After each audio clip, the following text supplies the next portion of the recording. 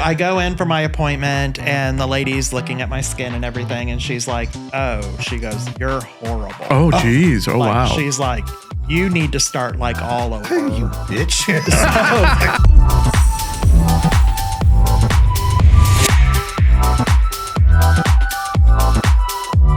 Welcome to another exciting episode of the Skittle Squad podcast. We're happy that you're here listening and watching today. My name is David Smith, and I am here with my co-host. I'm Paul Pfeiffer. And Paul, tell everyone about the Skittle Squad. What are we about? So the Skittle Squad is meant to be a positive environment where we talk about the latest and hot topics, some little bit of gossip here and there, highlighting nonprofit organizations that are doing terrific work within the community, highlighting those individuals that are really making an impact, as well as promoting businesses that are LGBTQ plus friendly. Yes. And so definitely we're here because you're watching. So please like and subscribe to all of our channels, and we really do appreciate your support. So I heard something recently that you are wildly inappropriate. Hardly ever wildly inappropriate. So yeah, I mean, I don't tend to have a filter, and I mean, I think, by this time of the show, people are starting to realize that I pretty much say whatever is on my mind. Say everything. And people also know that my mind is going 150,000 miles an hour at any given time. I see smoke right now. Yeah. So anything can come out of my mouth at any time. Mm-hmm. So I always like to tell our guests before they come on the show is just be prepared, because you never know what I'm going to ask or what Yes. Well, I love your shirt. So thank you. Yes. So, I thought it would be a really interesting topic.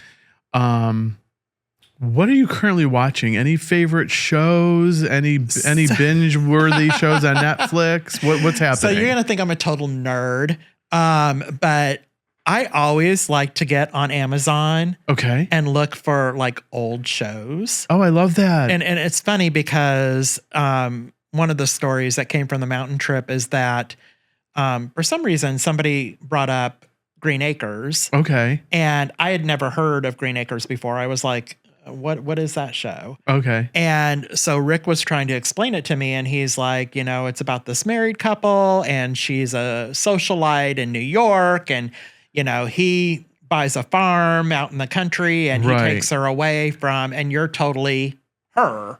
And I'm like, okay. So, I see that. So I found it on YouTube while we were at the cabin, and I actually watched a few episodes. I'm like, oh my God, he's right. I am totally her. Fun. I love those old shows. So what I've been watching lately has been The Bionic Woman. Oh my gosh. Yes. That is such a blast from the past. I know. So I was like, and watching those episodes, because I used to watch them when I was a kid, but watching those episodes where they fought Sasquatch, do you remember that? No, I don't.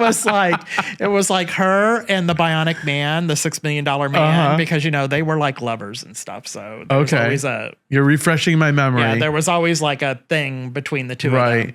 But they joined together and they fought Sasquatch. And then there's another series of episodes where they're fembots. Do you remember those? I do remember the fembots. Yes. Yeah. It was scary back then. Yes. So I just got finished watching, those episodes with the fembots. And I was like, oh my God, I totally remember this. But the other thing is, like I said, I always like to watch stuff that is in like background noise. So it's not like I'm not the type of person to sit down and watch like a serious show. Right. Because I can't commit to that. Right. Like my mind is, I don't have the,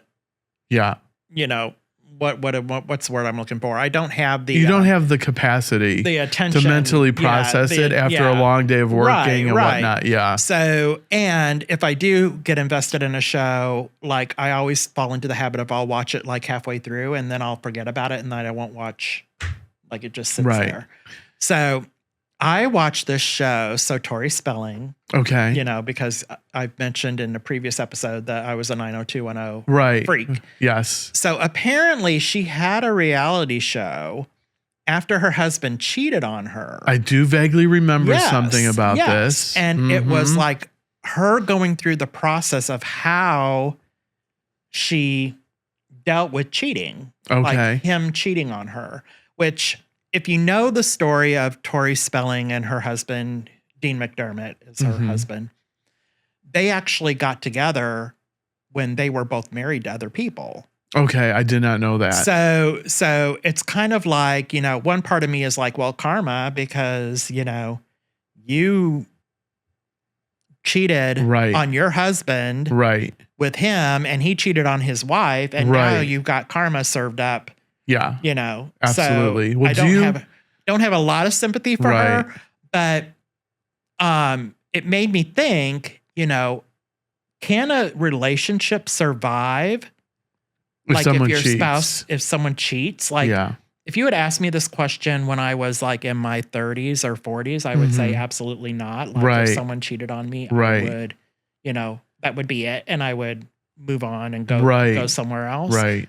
But now that I'm the age that I am now, it's like, maybe not so much. Like maybe I would want to, and maybe it's because of the age I am, but maybe I would want to, like the trust wouldn't be there, but maybe I would want to talk it through and see if the relationship could be salvaged. Not that would ever happen in my case, because Rick is like, you know, old faithful. Like he's not gonna, you know, I don't have any worries with him whatsoever.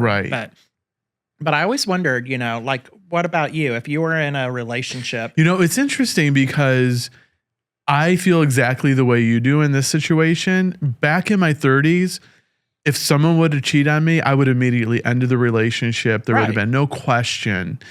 But now being older, I do think I would try to like communicate about like maybe what happened, take a look at it, and depending on the situation, maybe try to make the relationship work. But I do think it comes back to what you said. It's that trust component. It's can you get that trust back? Right. And so that would be probably person by person. You know, I've seen relationships come back strong from when one spouse cheated on the other one. But you do have to wonder, and even from an external perspective, the relationship looks different, a little bit different. You know what I mean? Like it never can like fully, I don't think fully recover.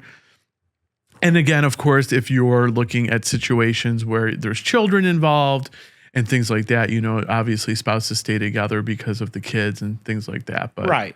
I mean, you know, and like I said, my life is an open book. So, you know, my parents, when I was growing up, I mean, they cheated on each other all the time and I knew it. I mean, I knew it. Oh, and you knew. And I was growing up. And you know, knew. Wow. Okay. Because there was no secret to it. Like, I was like, okay, they're cheating on each other. Why are they even staying married? And then were you really young at that time or? I was probably I was a teenager, like okay. when I realized like something's off. Are cheating on something's each other. Off. Right. Yeah.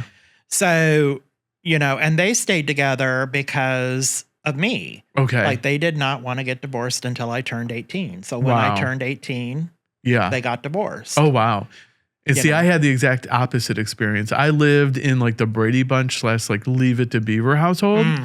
You know, my parents were very faithful to each other. We really, I mean, we weren't, you know, middle class. We might be like lower middle class, but, you know, very like faithful to each other. Great, you know, upbringing, like no like trauma, no issues, you know, things like that. So we were very lucky. No, our childhoods were vastly different. Like we'll have to touch on that sometime in a show because what I've experienced growing up is way different than what you experienced growing up. Right. I would say probably if I think back to growing up, you know, I have 3 younger sisters.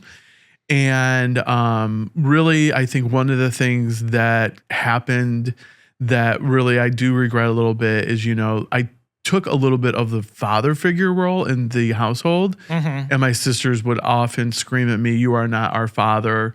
But, you know, it was really because, you know, my dad was a little absent in the evenings after he would be working. And I kind of would just pick up that slack and really honestly just try to help my mom out. Yeah. She was working 2 jobs, you know, like I said, we, you know, we're barely middle class. And so other than that though, I was really, really lucky and fortunate to have pretty normal upbringing. Yeah. Um, so I've been watching that show because it's been interesting to me to watch that dynamic. Like they've gone through like couples therapy and all that stuff, and seeing them progress. You know, at first she was like very angry and very upset, and then you slowly start to see her come around. But then I'm like, why would you want to film that? Like, Well, if you're desperate for money, they have a big family, right? They have a lot of kids. Yeah, she's got like 4 or 5 kids with him. I mean, I remember seeing on TMZ pictures of them living in a trailer at some point. Yeah. So it may be a money thing, right. But I still wouldn't want to like display. Yeah. Like they actually show them going through couples counseling. Wow. together. Have you ever done couples counseling before? No. Okay, I have. Oh, you have? Yeah, a couple of times. And did it work? I'm single right now. So I guess that would be a no. Yeah, couples counseling was interesting, but yeah, I did try it. No, I've done individual counseling because of my fucked up childhood. But, But no, nothing couples related. Nothing couples related. Yeah. I think with couples counseling, I think it can work for the couple if both parties are really vested. Right. Yeah, because I have friends that have both gone, have to want to go, and they both want to have to work on it. And typically what I find is one person really needs individual counseling. And it starts with the couples counseling, and then usually the counselor will recommend, "Hey, you need to go somewhere else." You're the one that's fucked up. You need individual counseling. But anyway, so yeah, I'm not saying that I needed individual counseling, but I'm just saying that's what I've heard. Are you speaking from experience? Well, we're really excited to introduce our first guest today. We're talking with a skincare guru. Yeah, can't wait. Chris Gibson. So stay tuned and we'll be back in just a minute. Okay.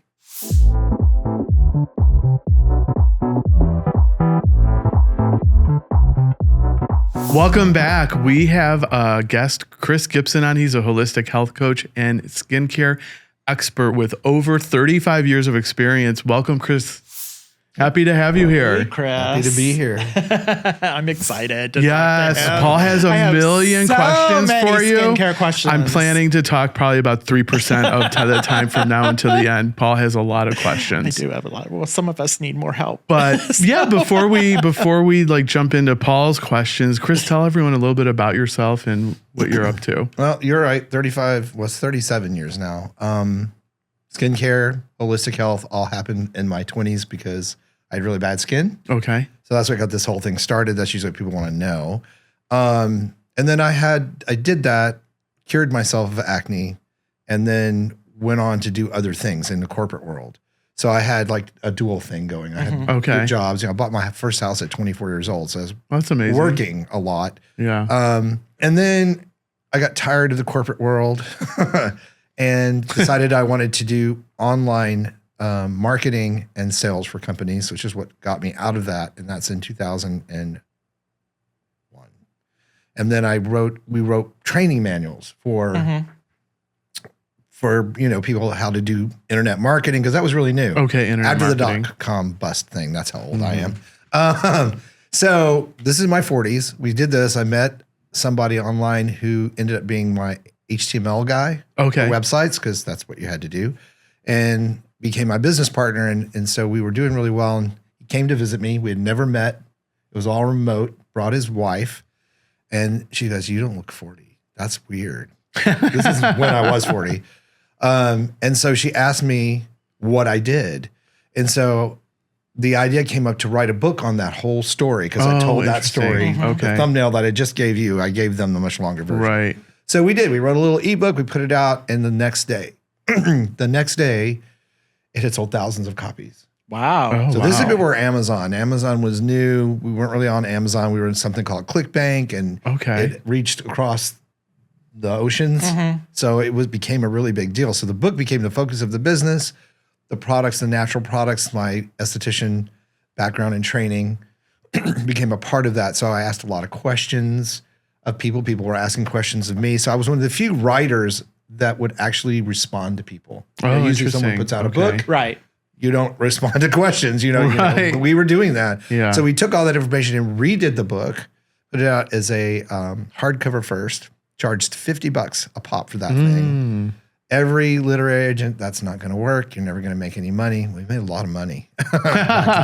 And so, you know, I really wanted to do TV, and I found a publicist. I'm just giving you guys this really short version because this is years in happening, 2 or 3 years. And she said, well, you need to do radio first. That way you'll get your message down, because most radio segments are 3 minutes. So I hated it, but I did it. I hated it. 3 o'clock in the morning, I had to be up for a radio segment because it was always morning shows.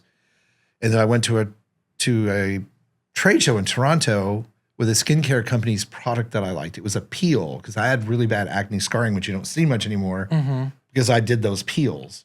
So I was happy to go up there and talk about that experience and take some books. And, you know, we gave books away. And a TV producer I didn't know this, was looking at that. She'd had acne problems and scarring. And so she was interested in their product. She took my book for free. She bought their peel, went home and tried the stuff that I talked about in the book, because it was not a how-to book. It was a what happened to me book.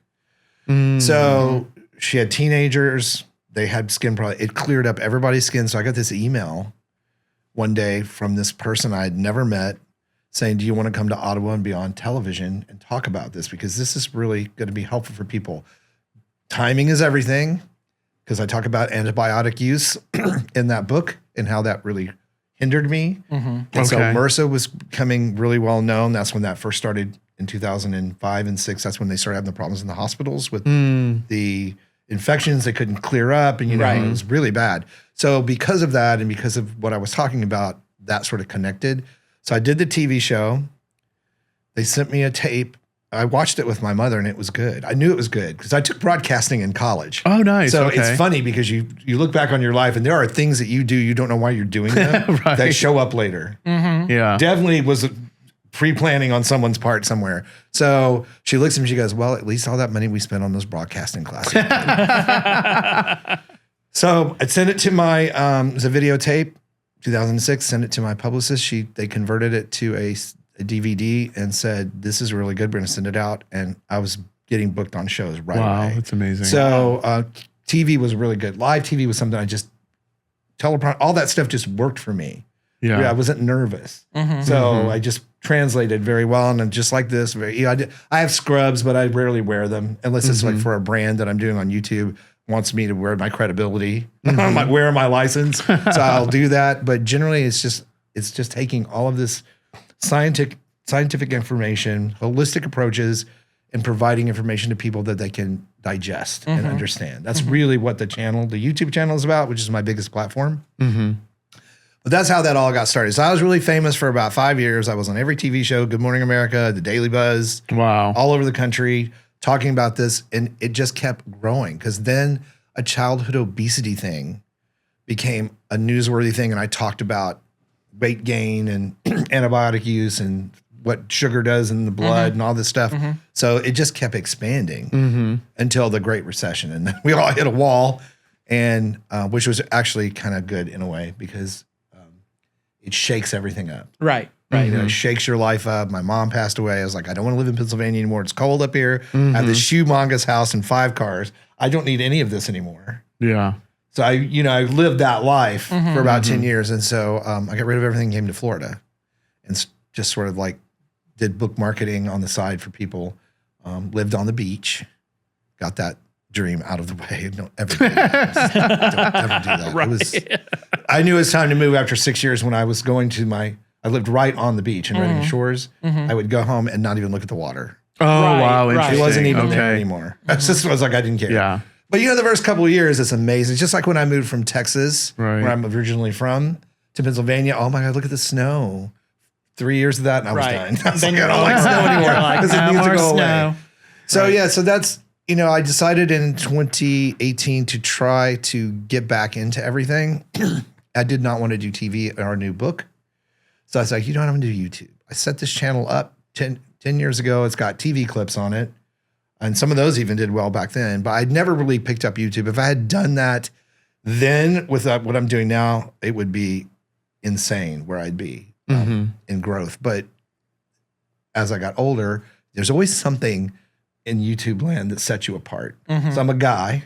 YouTuber that talks about skincare in a woman's, really, that's a female-driven niche in YouTube. You know, they're all over 50 talking about fashion. I don't talk about any of that stuff. I mean, I wear crazy stuff on the camera. I don't care. It's all about skincare. So when I did a video. I was 57. And people didn't believe it. It jingled that chain a little bit. But when I turned 59 and mentioned that in videos, it went nuts. People will say, you're a liar. It's a conspiracy. You're lying about all this stuff. And, you know, easy to look me up publicly. It's not hard. But that controversy really got the channel moving. And then we had the pandemic where everybody was stuck at home. Oh, interesting. Right. And I'm in the right place at the right time, doing the right thing. And the channel just took off.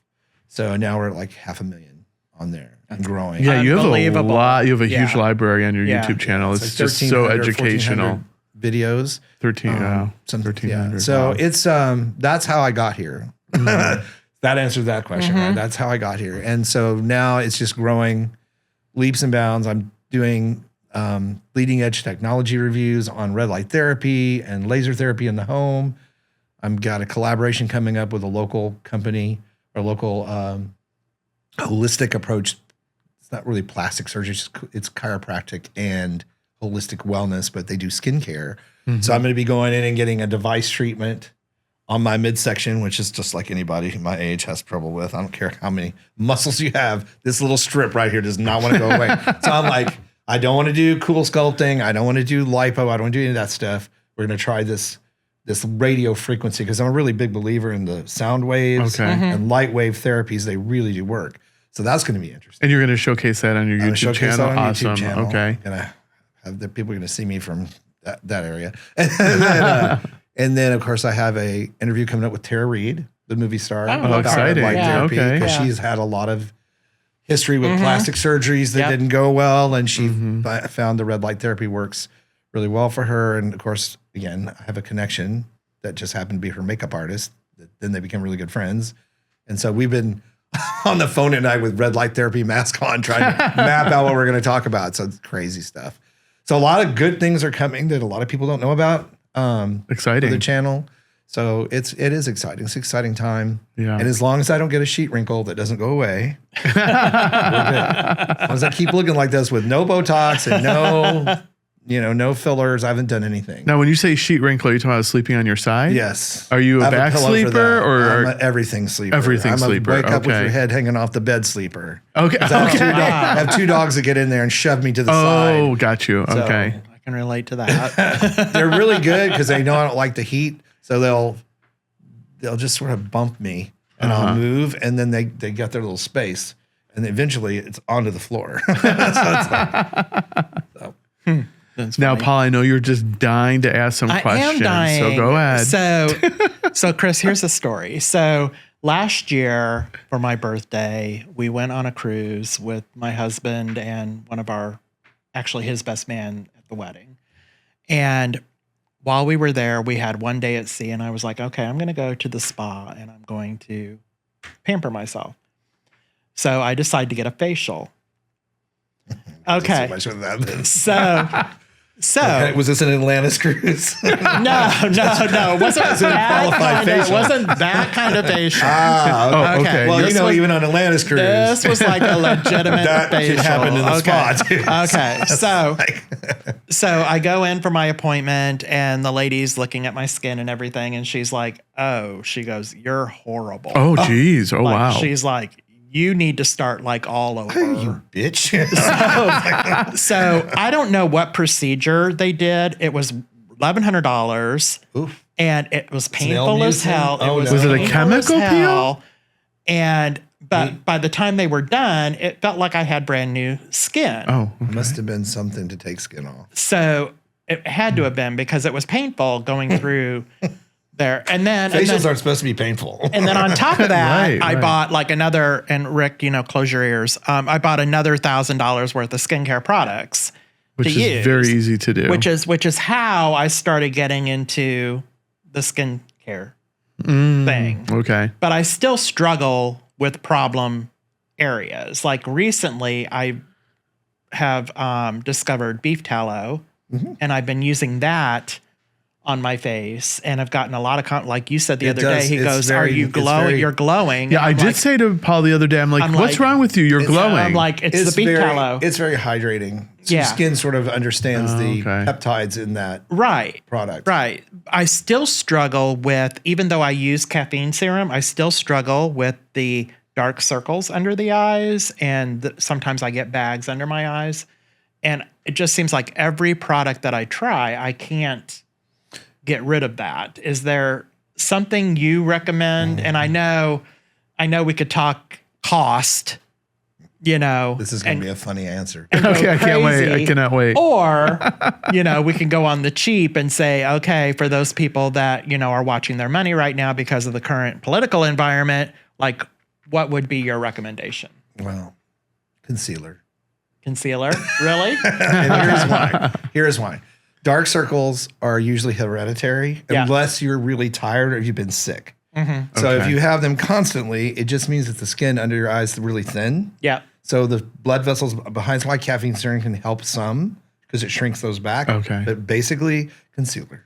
Okay. You got to find a good one that matches your skin. That's the tough part. Interesting. So I would go to like Sephora or Ulta where they have some professional people in there and have them match your skin. Yeah, they'll color match you.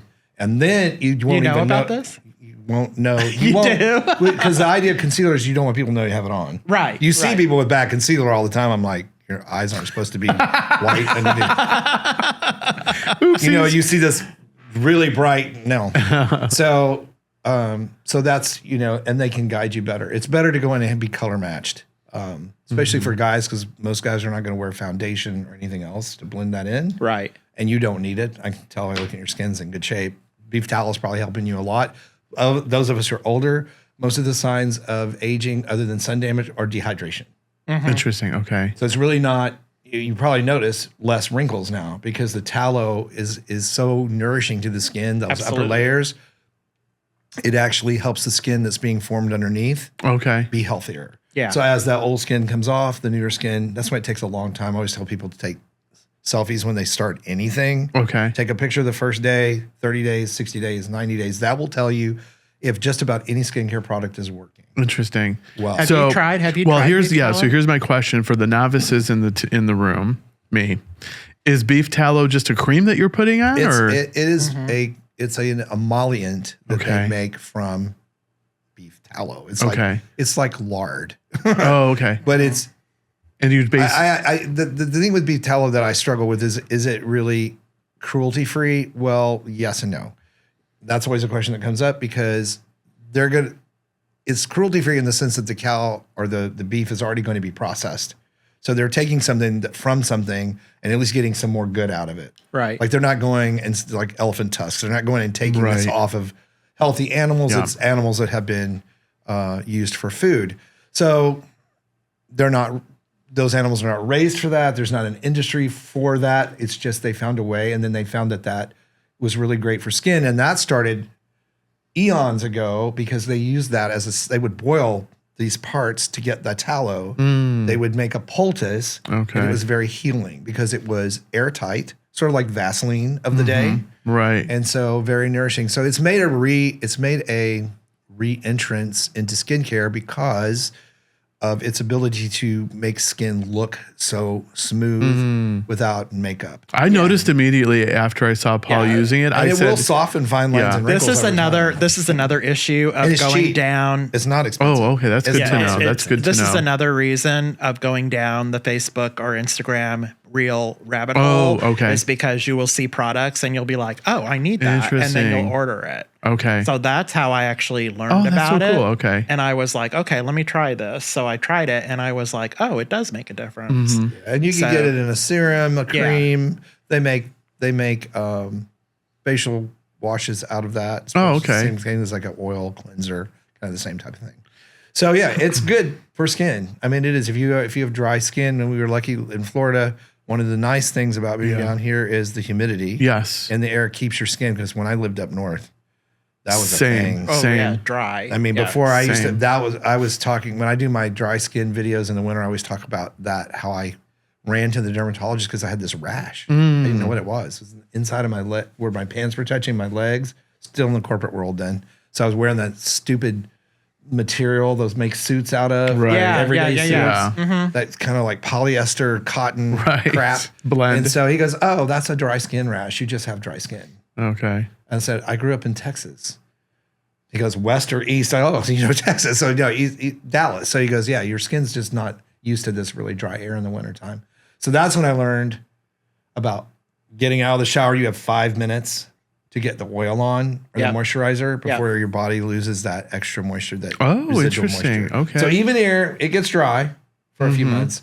I answer that question here all the time. People, my skin is so dry. I'm like, well, I also am not the type of person to be in the sun a lot either. Well, that's probably benefited. I stay out of the sun as much as I possibly can, which is why I'm white as a ghost all the time, because I just don't. Well, you're not a leather daddy. Well, I think you've seen that skin. I'm sorry, guys. I have friends that have that problem. Like, I had an ex that I was with for 8 years who was a sun worshiper, burned themselves up, and ended up getting skin cancer and never got it checked. And by the time he did get it checked, it spread all over his body, and now he's no longer with us. Okay. So I've always been very mindful of being out in the sun. And I mean, you need some light. I mean, I do use, you guys follow me. I always have sunscreen on, but I also am a mixed ethnicity person. So my body sort of like responds.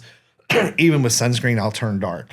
Okay. So everybody like, I got a tan. I'm like, well, yes and no. It's not what you think. It's like I'm not laying out in the sun with no protection. It's just how my body works. Right. In the winter, if I don't get any sun, I'm a very Irish-looking, freckled person. If in the summer, as you see me now, it blends away, goes away, and I turn brown. It just, that's how it's with So for all the folks in Florida watching, I know for me, I need to get that vitamin D from the sun without any like protection for at least like 10, 15 minutes a day. It's fine. But you would recommend everyone really just to have sunscreen on at all times? Most of the time. Okay. But I mean, that 10 or 15 minutes, even 20 minutes in morning or late evening sun is not bad. We're surface dwellers. So this is where the holistic side of me sort of separates from some of the professional dermatologists. There are some of my peers on YouTube, and we all talk, that promote sunscreen 4 times a day inside, no matter if it's a room like this with no windows. Okay. And that's their thing. That's fine. If you're going to do that, you need to be supplementing vitamin D with K2. You need to have D3 and K2 in your diet. You should anyway, especially women. Okay. Because when you combine those, the K2 helps manage calcium in your body, so you don't worry about calcification as much in the brain and the arteries, which is the hard deposits. So lipid deposits are cholesterol, the soft deposits in your bloodstream that form plaque. But there's also calcium. So if you get a mix of that calcium plaque, that's the hard stuff. That's the stuff that'll kill you. That's the stuff that'll break off and you have like a heart attack. Right. So vitamin K2 with D3 helps the body manage the K2, absorb that, and it helps make sure that you're healthy and you're getting enough vitamin D, even if it's not coming from the sun. Okay. So that's something I take every day, and I always recommend that. That's science backed. If I ever make a recommendation on the channel, because I'm not a doctor, big difference between even a medical esthetician and a doctor. Right. So if you got anything weird going on, go to the dermatologist. Don't be looking it up online. But if you do that, the vitamin D will really help your bones, help your skin, it helps your cell, and it helps you preserve collagen, which is the thing that everybody loses. Okay. Right. Gets them going. So guys have a bit of an advantage over most ladies in that we come here with a lot more collagen in our skin, it's thicker, but too much alcohol, bad food, bad diet, no exercise, no sun, too much sun. Check. All of that stuff. Too much sugar in your diet. I'm a big proponent of low sugar diets, even though I had birthday cake on my birthday. It's fine. It's just that I've always leaned. When I learned that's what was triggering my acne, I just started really early. It's just not a thing for me. I'll have something every once in a while, but it's rare. It would be rare for me to have 2 days or 3 days in a row where I'm eating something that has sugar in it. Okay. It's just refined sugar. I eat like blueberries and strawberries and pineapple and all of that stuff. But yeah, refined sugar is not a big friend. I mean, if I go out and have a drink, it's usually some sort of vodka just mixed with a soda. Plain, no sugar, no sweetener, no mixed drinks, none of that stuff. So, because sugar is really a problem because it's in everything anyway. That's true. They put it in every food. You look at almost anything you pick up, there's sugar in it. Absolutely. Even when you order sushi, they soak the rice in sugar. Yeah. It's just so crazy. You French don't know. fries at McDonald's sprayed with a sugar unbelievable. water spray. Yeah. So if you were to give out, I know you've probably answered this question many, many, many, many times, but just kind of a general like top 4 things that folks can do to preserve their skin. You know, maybe we've talked a little bit about healthy diet, sunscreen, any other tips you would throw out there? Everybody needs a few things. This starts in your 20s. And then I'll tell you I'll say what age you need to add this other stuff. In your 20s, you need a vitamin C serum. It doesn't have to be expensive. L-ascorbic acid or sodium ascorbyl phosphate one is way stronger. It's very citrus. It's made directly from the citrus type of vitamin C. And then sodium ascorbyl phosphate is very mild. So if you have sensitive skin, you want to look for that on the label. What those do, either one of them, is they help preserve the healthy cells in your skin. You need vitamin C in your diet too. I should add that. So it's inside and outside because it stops free radical damage, helps you produce healthier skin cells on down the line, which is what becomes what we see on the surface. And then if you're over 30, a peptide serum, which is replacing the amino acids that your skin loses as you get older. Big on peptides, both in the diet. That's been scientifically proven now that it helps improve collagen levels. They've done actual human studies where they've taken a biopsy before and after to see the level of collagen improvement if you have collagen peptides in your diet. Substantial. So if you're young and you're starting that, you're going to preserve what you've got. If you're older, you're going to be able to build up more. And help strengthen the fibers in your skin. So those two really important. Face wash is really important at every age, whether it's a foaming one, whether it's a creamy one. The trick to face wash is your skin should never feel squeaky clean. Like when I was getting acne, I learned that from a dermatologist when I was having the acne problem. It's like I thought your skin had to be super dry and clean. But what happens is when you do that, your pH is off and your skin produces more oil. So if you have acne-prone skin, you're going to produce more oil because you took too much of the natural oil out. So your skin should feel fresh, clean, hydrated. I like to call bouncy, pinchy. Word moist, but like it should feel more. It should feel hydrated. So that's how you know it. There is no rule. You just sort of have to try stuff until you find something where your skin feels clean, not irritated, and then hydrated. And then the other thing that's important is some sort of retinol product or some sort of product that helps speed up cellular turnover because it slows down as we get older. We want to keep the dead skin off. Everything we see is dead skin. Right. The surface is all dead. So you don't want that building up because what it does is it causes the static wrinkle. It creates static wrinkles from dynamic wrinkles. So dynamic wrinkles are what happen when I get wrinkles, see? I get them just like everybody else. But on me, what freaks people out is mine go away still when I'm not smiling. I'm gone. So that's because I've been big on exfoliation and peels for my whole life. So exfoliation steps are really important. But a product that's a retinol product or bakuchiol, if you don't want to use a true retinol, it does the same thing. It's a extract.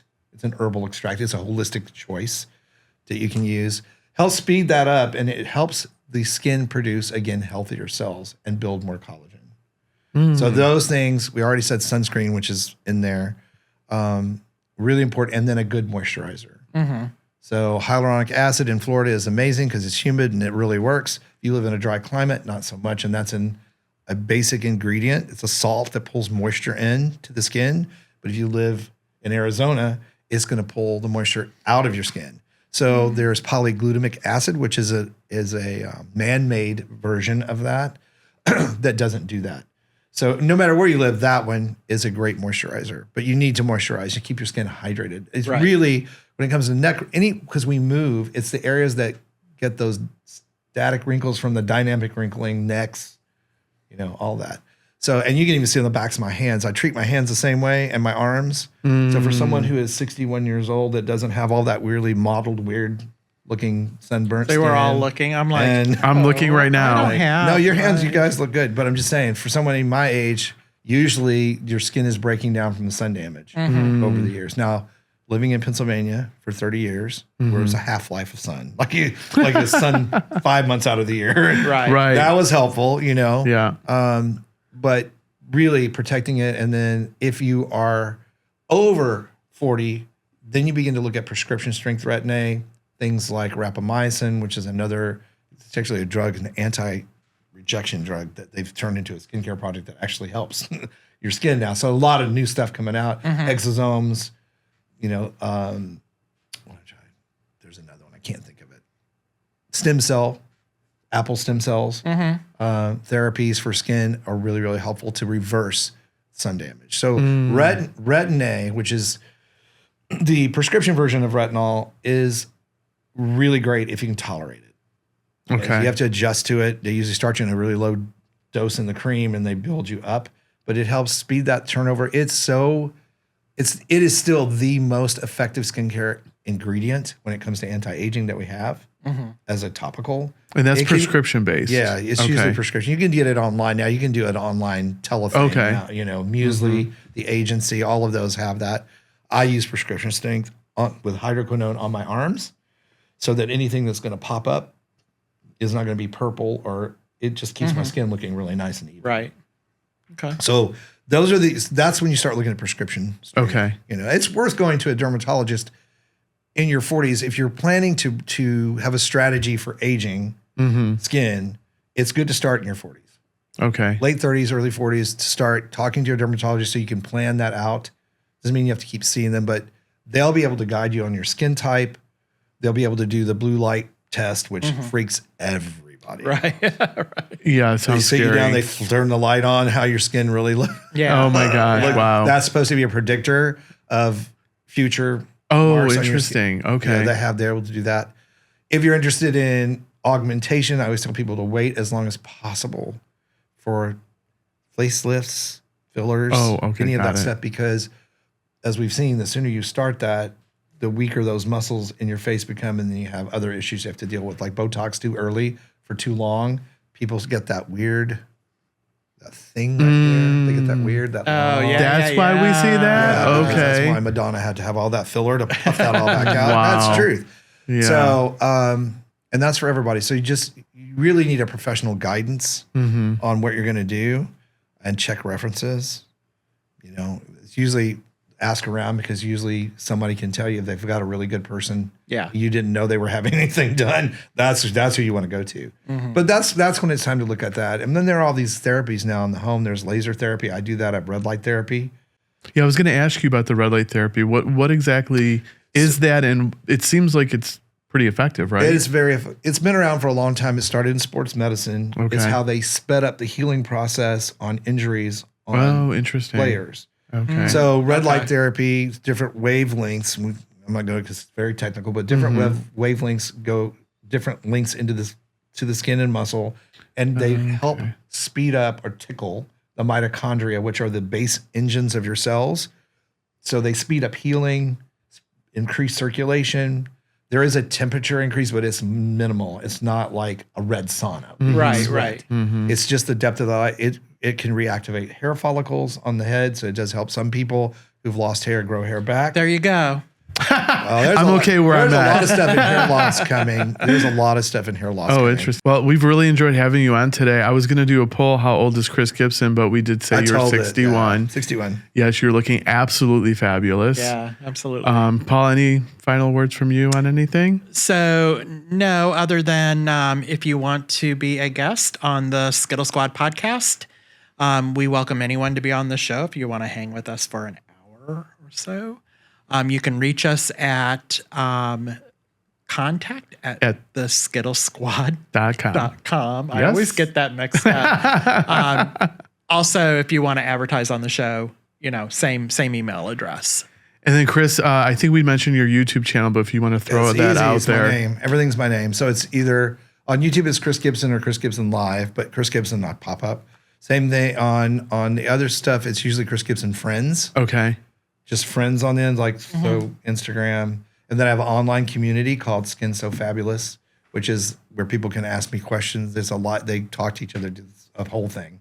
And so that has its own Instagram, Skin So Fabulous. Okay. That's all very skin centric. Okay. That whole thing is because I'm branching out into like, longevity and other things on the channel than just skincare. So we may even start a new channel. We may even have a separate one. Oh, okay. So I may be doing 2 of these. Nice. Yeah, I dived into your YouTube channel and it was wonderful. I can't wait to go back. Yeah. I'll take all the views you can give me. And then, for the Skittle Squad, just follow us on all of our socials at the Skittle Squad Podcast, TikTok, Instagram, Facebook, YouTube. We are here for you, so we appreciate you watching. Subscribe and like, and we'll see you next time. Bye.